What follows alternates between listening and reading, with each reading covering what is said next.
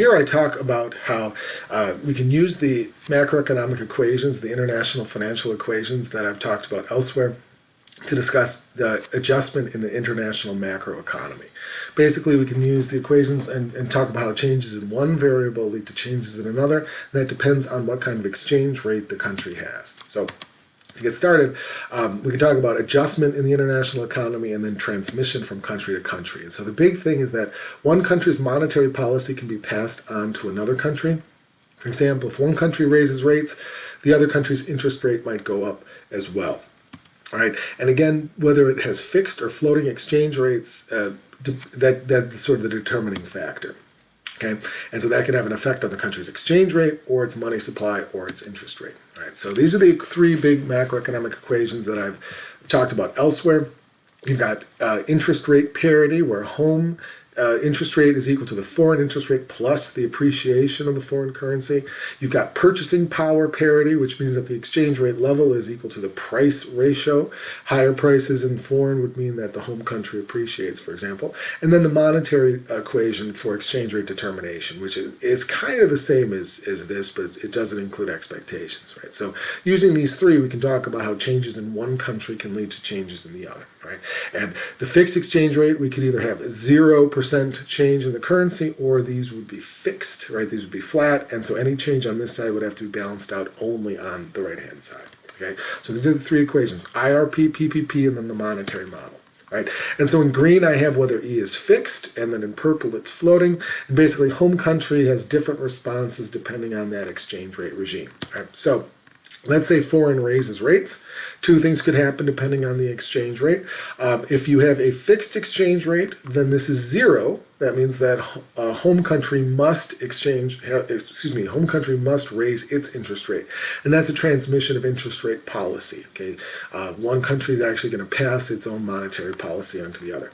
Now, if you have a floating exchange rate, then simply you could have a depreciation of the currency. So home's interest rate doesn't have to go up, but if foreign raises rates, that means that the foreign currency will appreciate and the home currency will depreciate. So the exchange rate is going to absorb that there, okay? Now, let's say that foreign has high inflation. Again, if there's a fixed exchange rate, that means that this is going to be set. This is going to have to equal out down here. And so if foreign has inflation, then home is also going to have inflation. So here, it's going to be a transmission of inflation from country to country. Now, with a floating exchange rate, again, the exchange rate is going to absorb that. And so if foreign has high inflation, that means that home's currency will rise in value, home will appreciate, and at the same time, foreign is going to depreciate. So again, high inflation leads to a depreciating currency. The exchange rate is going to bear the brunt of that. Now, finally, money supply is the third variable. Foreign expands the money supply, which is the same thing as a rate cut, but this is the money supply.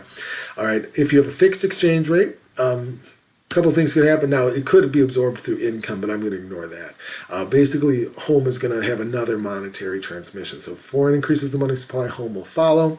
But if you have a floating exchange rate, foreign raises the money supply, and then foreign's currency depreciates and home's currency will appreciate, right? So we can use those equations to talk about how money can be transmitted, and that's a direct transmission of macroeconomic variables. Now, economists a lot of times talk about contagion, and there's a lot of literature on how to talk about that. It's more than just correlation between variables, but sometimes currencies and stock markets can co-move, and the fundamentals, which are the macroeconomic variables that drive this, might dictate that there's going to be some movement, but in excess of that, there's extra movement in currencies or stock markets. And there can be macroeconomic as well as non-economic linkages, right? So one economic linkage is trade. One country's exports, another imports. So if a country goes into a recession, it might actually stop importing, right? It doesn't have the money to do it, but then that means that the other country can't export, and so country A's recession leads to country B's recession, right? You can have financial linkages with capital flows pushing up and down the currency. So for one country, as a stock market crash, people might pull their money out of another country, okay? Partially it could be to pay for assets that are losing money. One thing that interests me is that a lot of times people don't understand the map, right? And so there could be something in North Africa, and then investors would pull their money out of South Africa because they don't know there's a difference, right? So, but a lot of times it could be because of investors covering losses, but it also could be because of random psychological behavior. And then there's also things that economists have studied, like herding behavior. If the market starts to go down, other people start to sell because they figure everyone else knows what they're doing. All right, so again, we can talk about that in much more detail, but there is a lot of movement in currency and stock markets beyond what those fundamentals that I just showed would predict, and so that's a very interesting field of study. Like I mentioned, you could have countries similar in a portfolio. There's a lot of different reasons for that. But overall, we were talked about these macroeconomic equations. All right, interest rates, price level, and money supply, and how those can transmit. And then we talked a little bit about differences between fixed and floating exchange rates. And then we talked a tiny bit about how there's more than the macroeconomic fundamentals. And then we could talk further about expectations driving these movements in addition to the fundamentals.